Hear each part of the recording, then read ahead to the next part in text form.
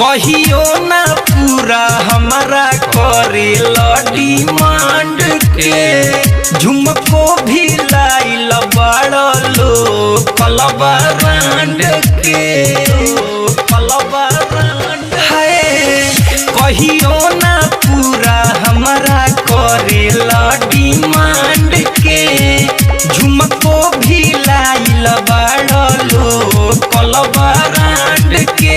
टीका ले आइला नथिया लाइला वो भी कलर झराला का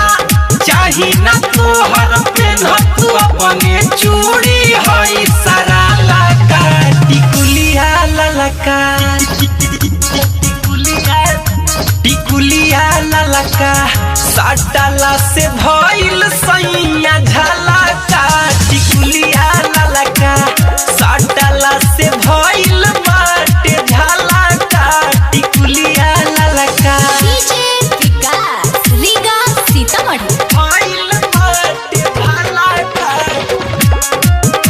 टिकुलिया ललका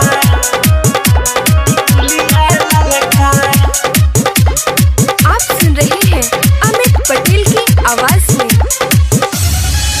पैसा कमाई कवना कोना में धरेला हम कहियाम तू तई मौली करेला मौली करे हाँ पैसा कमाई कवना कोना में धरेला हम कहियाम तू तई मौली करेला कहिले रोड धके चला बराबर चलेला तू त खाला का निक न लागे सुनय राजा मन के तोहर बढ़ाला का टिकुलिया ललका टिकुलिया ललका सटला से भइल बाटे झलका टिकुलिया ललका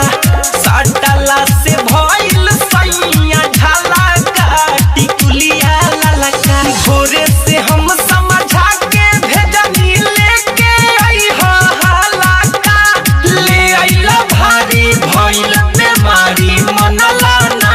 कहलका टिकुलिया ललका टिकुलिया ललका सटला से भइल सैया झलका।